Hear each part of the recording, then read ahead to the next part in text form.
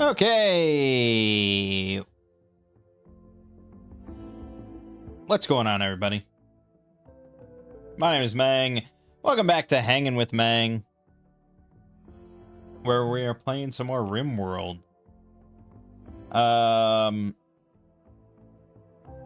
Yeah, this is now, I think, the third week in a row for Hanging with Mangg that we're doing RimWorld, so you can tell how deep the sickness has gone.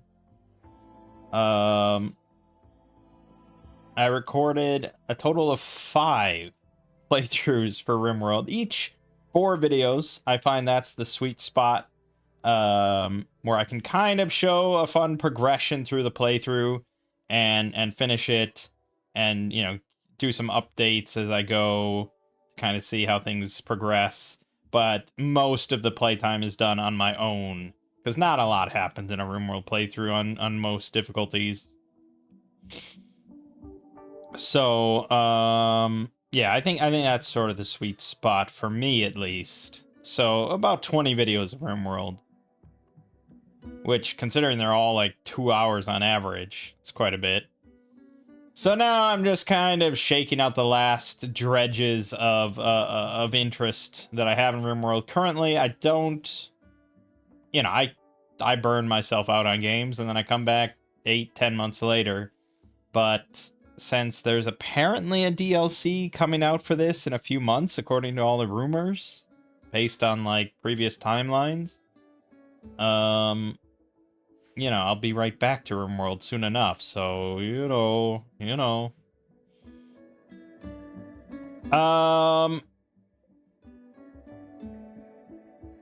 let's see.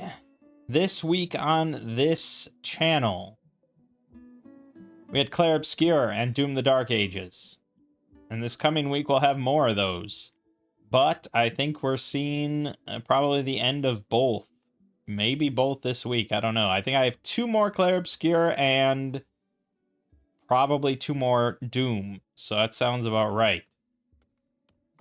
After that, I'll probably upload some RimWorld, because it hasn't been on the channel for a while, and I know people enjoy it. And maybe Elden Ring, The Convergence, and my second playthrough of that.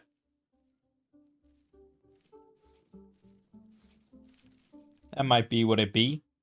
Elden Ring Night Rain came out this week to mixed reviews on Steam. It seems that there's been some complaints about difficulty, primarily with like... Well, okay, so I said I wasn't going to get it unless the reviews mentioned how great the solo mode was. And they have decidedly not done that. I don't think I saw a single review talking about the solo play being like good and enjoyable and viable. Really just scaled for 3, and even for 3 it sounds like it's just kind of difficult and stressful. So yeah. I imagine there'll be some patches, but I don't know what they're gonna do. I don't know what they're gonna do. I mean, they've certainly nerfed stuff in the past to make things easier. Like, look at pre-nerf Radon in Elden Ring. That was quite a bit different. They nerfed that. So they do sometimes make things easier. I think part of the complaints have also just been the fact that it's kind of just an asset flip of Elden Ring, which is somewhat odd, because it's like we knew that that's what it was going to be. No one was really unclear on that. But I guess people just thought there would be just kind of more stuff added, like new weapons and new equipment and new spells, and it doesn't sound like... It's pretty wild, because I feel like if you just paid the Convergence team, like a few $1 million and be like, okay, thanks, we're gonna release this now, thank you, and you just release Convergence as like, hey, here's sort of a spin-off of Elden Ring. It's basically an asset flip. It's pretty much the same game, but it's just better, and there's so much new stuff, and it's awesome. I would spend $40 on Steam right now to buy Elden Ring: The Convergence, just to like support that sort of behavior.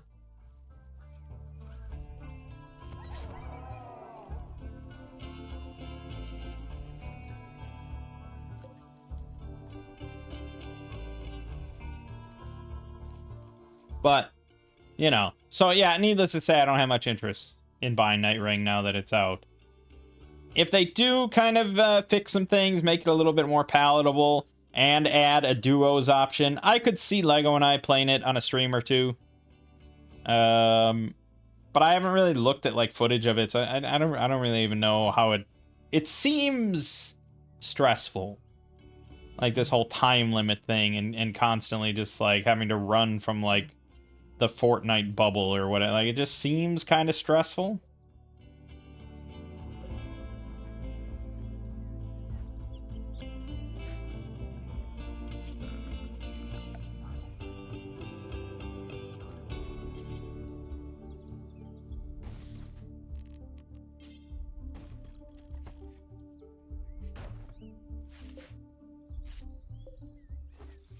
But I don't know. I don't know. Obviously not really for me, I don't think. And that's okay.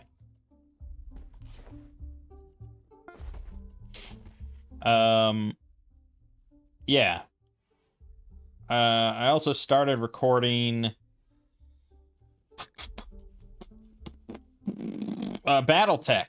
I did a playthrough of BattleTech, the career mode, a couple years ago. And I said I wanted to get back to it to play with some mods. And now I have. I started doing a playthrough with BattleTech Advanced. And so far it seems... See, this is what I wanted to avoid. No, just... I don't trust that fucking snake, dude. There you go, go to bed. I know, you're out of food.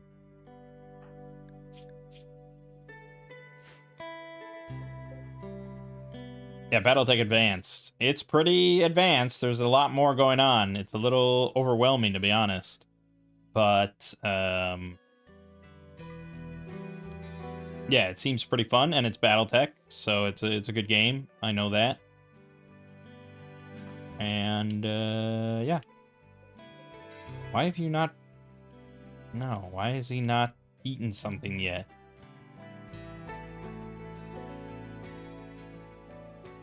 Man, his food goes down like not at all. He's gonna eat me. I know, man. You're getting hungry.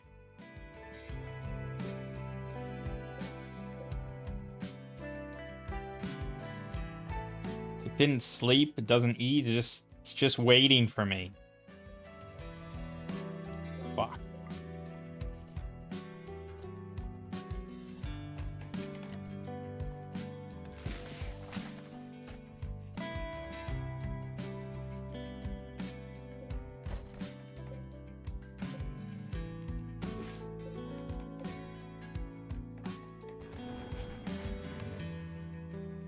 There we go.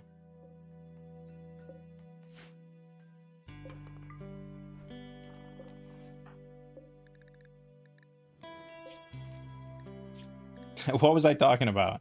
Right, games. Yes, video games, of course. So, yeah, you know, just doing some BattleTech, and you know, usually when I finish a big binge of video games, it's a matter of like, oh god, now what do I play? What can I possibly play? I don't know what to play, and I just kind of drift in the sea of video game options.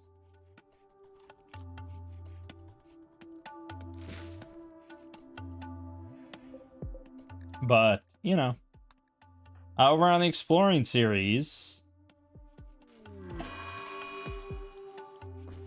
I put out, oh boy, memory. What did I release? Let me think. It wasn't the Unwell. Temporal SCPs, that was it. And then this week I did something very different. I did basically an SCP creepypasta called Substation 9.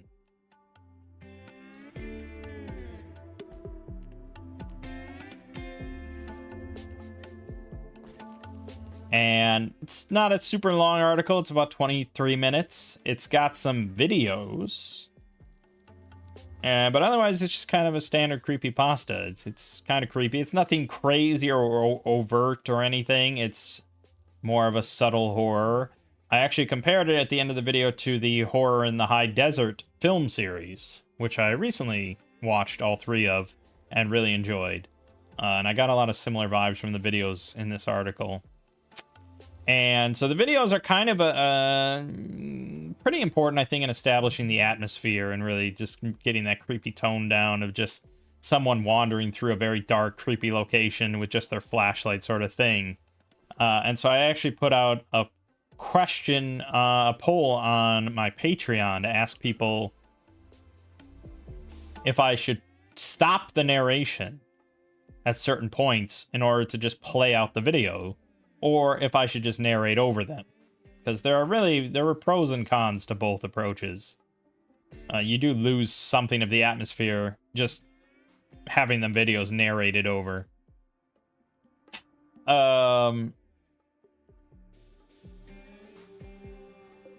But in the end, it was honestly a bit more even of a split than I thought it would be.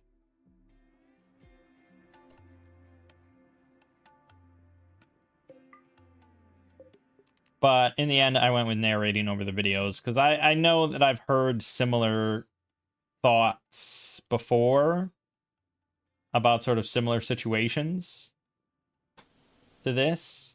And it does seem like most people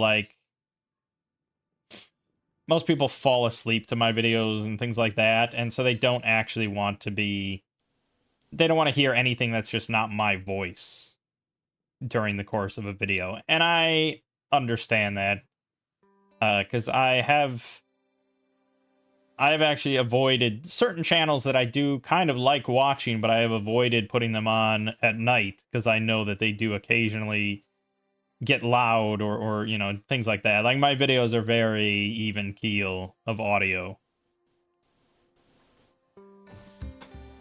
And so I want to maintain that.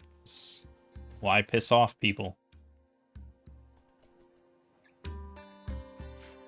So yeah, went with narrating over them. And hopefully people, if they are really interested, will just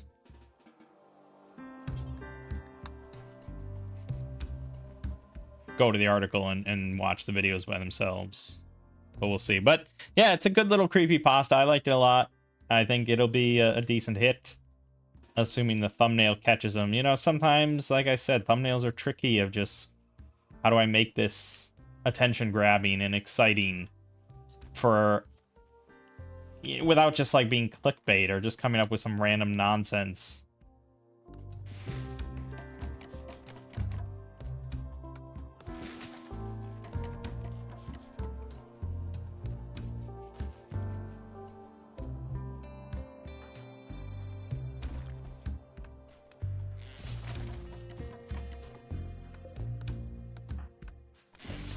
But it is what it is. And I know that I could get a lot more views by doing certain things, but I stay true to myself and the way I've always done things. There's probably a line between like staying true to yourself and just never changing. There's probably a fine balance there that could be achieved. But anyways. I think I haven't looked at the polls for next week, but I would imagine if I had to just guess, the winner's probably going to be that Scarlet King article that I added to the polls. All my homies love the Scarlet King.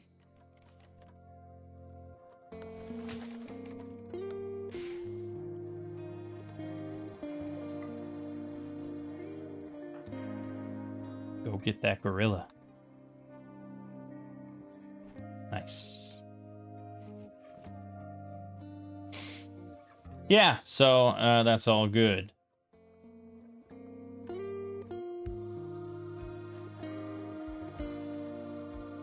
I held off on doing Hanging with Mangg today until now because we pushed D&D to today. So I just finished that session, and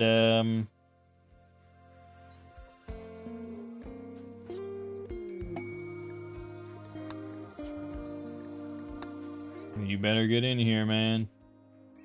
You better get in here quick.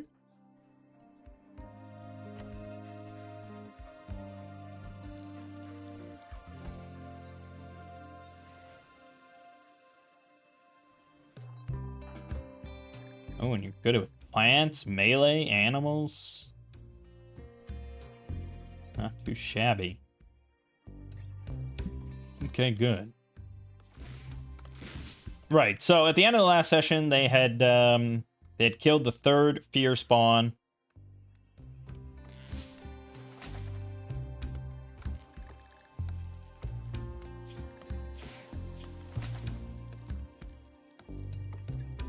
Psychic death knell. Why the fuck do you have this? Oh, because you're part of a different religion than me. Disgusting. Well, that's not good. Get inside, boys. Things on the loose.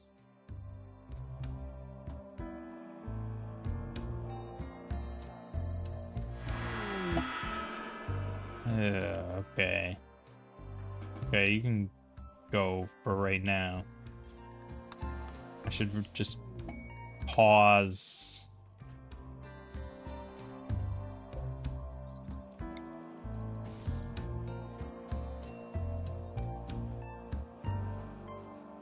I'm hoping something just kills this asshole.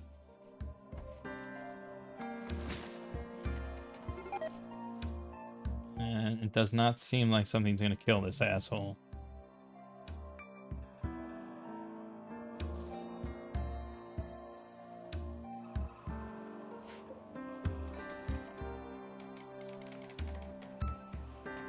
All right, let me just... Okay, sorry. So, right. They had just killed the third fear spawn and one of the two leaders of the cult, Rancidius, in the basement catacombs of the temple. And last time we didn't have my nephew. He was gone. So he came back now with his new character, and he rolled basically the same exact character. Level 1 magic user. With an interest in the occult. And I asked him to, to kind of describe his new character and what his motivations are and blah, blah, blah. And he's like, oh, well, he's very thin. He has a big beard and he has a real interest in knowledge. And it's like, wow, this sounds like no magic user I've never, ever heard of before. Yeah, I mean, the level of creativity in this group is not very high. And so I was like, okay, well, we got to introduce him real quick. So we'll have him just be chained up on the wall near where this fear spawn was, that they had captured this guy and were, using his fear to feed the fear spawn. And so they rescued him and they asked him like, oh, what happened? Why are you here? And he's like, I don't know. I was sitting in the inn and they grabbed me. And I was like, okay, I have to step in here to sort of help out as a suggestion for your character that has professed sort of a deep interest in seeking out knowledge. Perhaps, he kind of delved into this cult a little bit too much. And they captured him because of that. It's like, oh yeah, that's good. Like, great. So anyways, they decided to go upstairs to the regular level of the temple and poke around. And they soon ended up in this room belonging to a priestess. And they first thought that, oh, she's going to be evil. She's an evil priestess. But Lego, can't really kill an unarmed, innocent person or whatever. So he sort of grabbed her and muzzled her. And, they ended up talking to her. And she is, in fact, part of the cult. She actually is brainwashed. But she has, like, this higher level of brainwashy device in her brain. I don't know.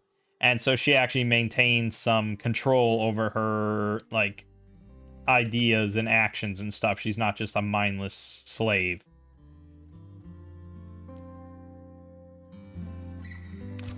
Um,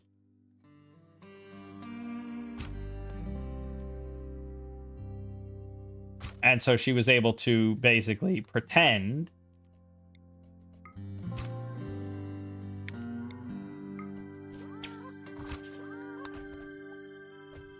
that she was just an innocent captive of the cult, and she just wanted to be released and be freed. And but you know, she really played up the innocent captive angle as much as she could.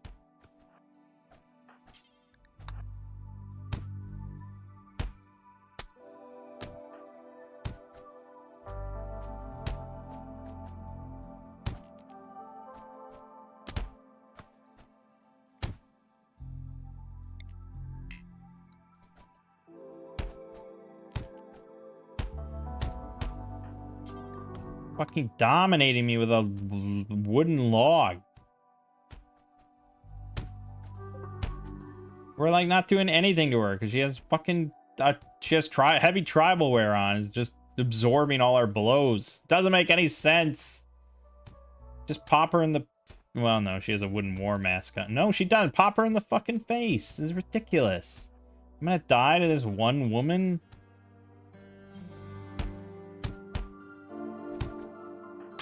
I mean, he's got a club. He had a club.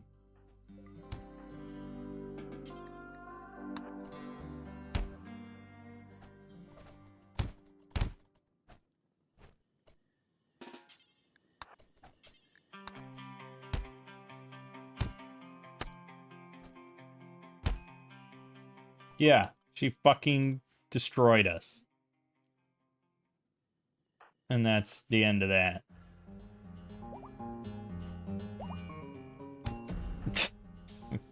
I got up for a moment. Jeez, relentless.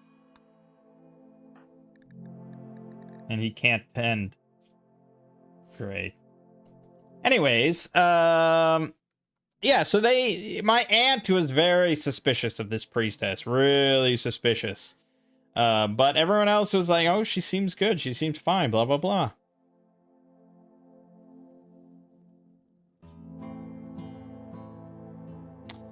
I mean, what would I don't know what I would have done. It depends on the character I was playing and how they would have reacted. You know, I tend to be good characters.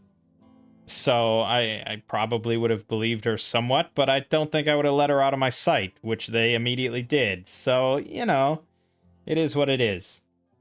So she, you know, gave him the whole sob story and blah, blah, blah. And then they saw a chest that was in the room, and she said she didn't have the key for it. So they picked the lock, and I said, you know, on the one hand, some DMs wouldn't really be this mean about it. Maybe it's not really being mean. I mean, this is pretty basic stuff.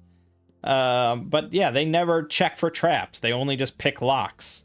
So I said, okay, well, you didn't check for traps, so the trap triggers and a bunch of poison gas goes off.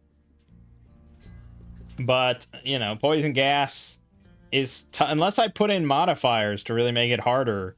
Like, my mom has pretty massive constitution, and so she really just has like a 75% chance to just shrug off any poison. So she just shrugged it off and is like, oh, okay. It's not really an incentive to ever check for traps, I suppose. It doesn't teach them a lesson. So they got some stuff, and they were like, okay, we're gonna check out the rest of the temple. Will you stay here? So they left her out of their sight, and they kept going. They knocked out some cultists. They go into the main hall of the place. They find 6 more cultists. They throw a sleep flask that knocks out 5 of them, but one of them stays up, and he runs off to another room. And instead of following him or anything, they assume that he just fled and he's gone forever. So they start to tie up the other 5 guys. And I'm like, okay, like a minute into it, you know, the guy comes back from the other room with 5 other dudes, and they get into another fight. And it looks bad. They knock down the new wizard. You know, he goes down to 0 HP. No, they knocked down... Actually, they knocked down my mom. Yeah, I rolled like 3 hits on her for just pretty crazy amount of damage. They all got very fortunate. And so things are looking pretty dire. And they were about to teleport out. You know, my aunt has her unique feature that lets them teleport once per adventure. She can just teleport them all out of there. It's saved their bacon multiple times already. But I'm just like groaning. And I'm just like, come on. You guys just don't think of any. You're just so bad. Why are you so bad? It was just excruciating. Like, there's any difficulty whatsoever. It's just, well, we got to teleport out of here and then take a long rest. And it's like, my God. And so I never do this, but I actually just told them what the fuck to do. Because it's like, I don't want to do it because I don't want to just, I may as well just play solo then. Like, the whole point of me DMing is that I get to kind of, it's the back and forth. There is no back and forth if I just tell them what to do. It really just got to me, man. And I'm like, okay, just have the fucking wizard cast darkness. Then you guys all run out of the darkness. She throws another sleep flask and you knock them all out. And then that's it. It's over. That's all you have to do.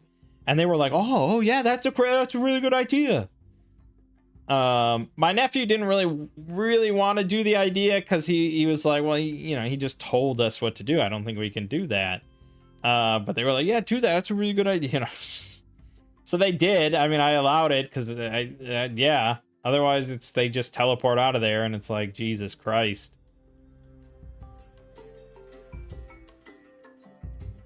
Yeah. So they won the battle, and my mom, she ended up actually getting a pretty severe injury out of the thing. She survived, but she broke her left arm, so no shield arm for 8 weeks. But then, as they're kind of milling about and tying up all the bodies and all that sort of stuff, then the priestess shows back up along with like 30 of the brainwashed cultists, the brainwashed people of Ilmire. So all the smiling people just start forming a circle around them, and that's when they decide to just teleport out of there. I still don't really condone it, but okay. I mean, it's a little bit of a trickier situation because these are innocent people. So they teleport a mile out of the city, or out of the town, into the wilderness in the middle of the night, and they want to travel back to the camp. I'm like, okay. So I rolled an encounter check, and I basically doubled the odds of them getting a random encounter. And then I rolled that they encounter some mountain lions prowling around at night.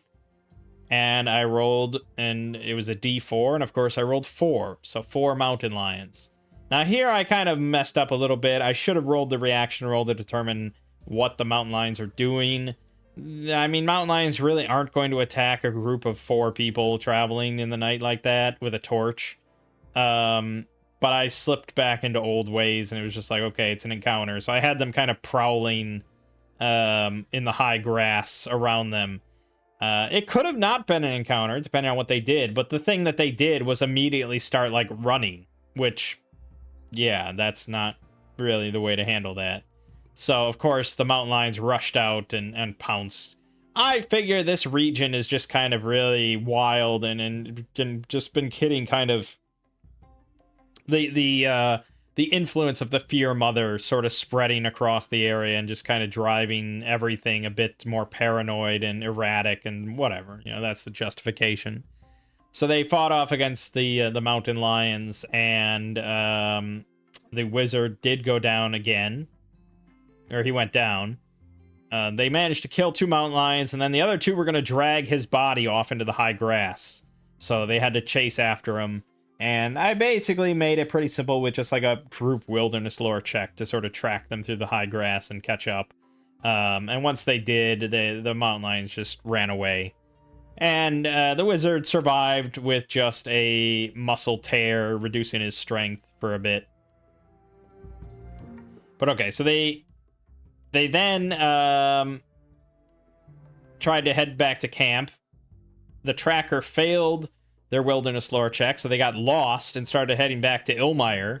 And that's when they saw the big crowd of brainwashed people with torches heading out to the camp, because the cult knows about their encampment that they took over. You know, it's a very well known to the cult.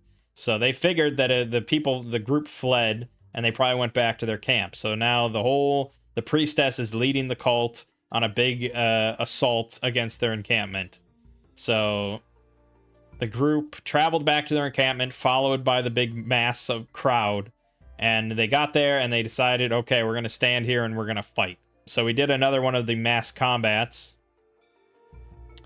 I mean, it was pretty in their favor, to be honest. They didn't have, I mean, just the body count, they didn't have the advantage, but by the numbers, they did, because they actually had soldiers, like heavy infantry and crossbowmen and stuff like that, compared to just, like, peasants with pitchforks. So, and they had the advantage of being kind of on the defensive inside of sort of a fort, which was pretty big, but the cultists had the advantage of being just brainwashed. They were mindless, you know, no survival instincts or anything. They were just gonna, they were like zombies, you know, just gonna assault until death. So we tallied up all the numbers, and I gave them a +7 on their D20 roll, and I had a +2. They did win the roll, but barely. And so it actually didn't matter who won the roll, because both sides suffered the same percentage of casualties. So in the end, they did win. They suffered some losses of some of their mercenaries. Like, I think 3 or 4 of their mercenaries died. They killed all of the brainwashed civilians because they didn't give up. You know, they were just going to the death. But most of the actual cultists got away.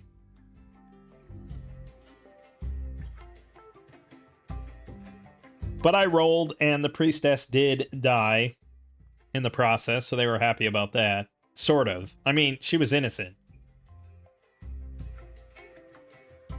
And so then they took a long rest, and they got another message from the druid via pigeon, telling them where exactly the cult's headquarters is, their lair deep in the wilderness. So they can go there to end this and fight the final boss if they want. And it sounds like that's probably what they're doing next time. So I think we're pretty close to the end of this campaign. Obviously, a lot left undone, but that's okay. I mean, I don't think many groups are going to do everything there is to do in Evils of Ilmire.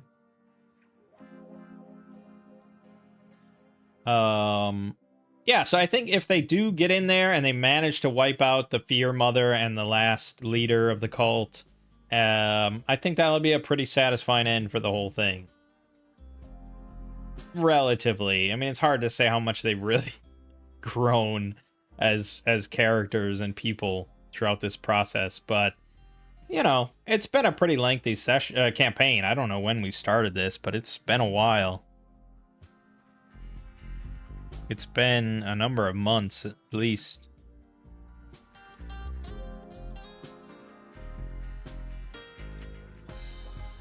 Yeah. So after that, I'm not sure. I mean, there was still some more debate about if they want to stick with Tales of Argosa or if they want to try out 13th Age again. I don't know. It's kind of gone back and forth. I mean, whenever they feel really dumb about what they're doing in Tales of Argosa, they, like, Lego thinks it would just be a lot better in well, he really wants to go back to Shadow the Weird Wizard because he felt really powerful there and he loved all the spells and abilities and everything. I don't know. It's hard to say. I'm just not good at DMing that style of game. I can't, because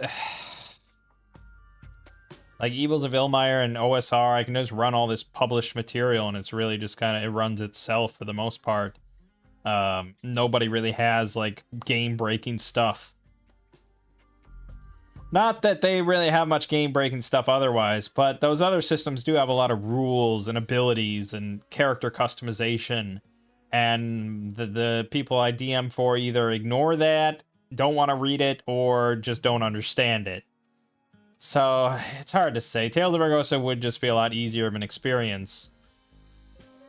But they are not good at it. They don't really get the hang of it. They make a lot of mistakes and they never learn their lessons and all that sort of stuff. They then tend to die a lot more and they like to not die. And Shadow the Weird Wizard, it's pretty difficult to die. 13th Age, I actually don't know the death rules, but I'm pretty sure it's pretty difficult to die. So, I don't know. It's kind of conflicted. I'm planning on running 13th Age as a one-shot again for my friends sometime in June. So that might help my decision of what to do. But otherwise, I don't know. I really don't know. I could do a one-shot of 13th Age for the family, but they get so confused. I mean, switching back rule sets like that, and you know, they're kind of getting the hang of Tales of Argosa, where they don't have to question about the rolling under aspect at this point. You know, they understand that they want to roll low on most things. So for that alone, it might just be better to do Tales of Argosa and just do another somewhat open campaign of like I'm kind of interested in Castles in Tillin, actually. I think that could be a lot of fun. That was sort of like somewhat of a mega dungeon, but it feels more open than a mega dungeon. You know, it's just a big building. It's a big castle, rather than being like some deep, dank dungeon filled with skeletons and stuff, and goblins. Castles in Tillin's a little bit more interesting than that, and there is a nice town like right next to it that they can always retreat to and keep going back to, and blah blah blah. So Castles in Tillin is a pretty strong contender. Otherwise, maybe keep on the Borderlands, but not actually keep on the Borderlands. Maybe more that one that was written for DCC by Harley Stroh, Into the Wilds or whatever. That could be some fun stuff. I think they like the openness of the whole thing, of Evils of Ilmire that we've done. They like being able to go in different directions and take different approaches. They like being able to hire people and have that sort of flexibility. I think they're slowly starting to somewhat appreciate the idea that this is just an open game, you know, that anything is sort of possible.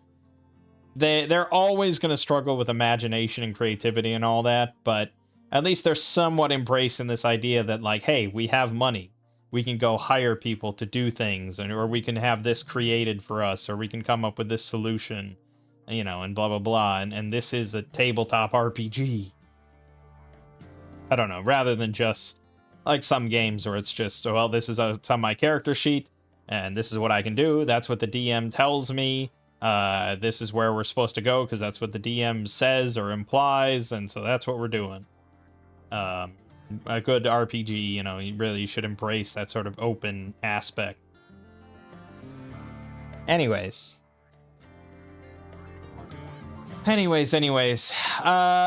right, that's about it.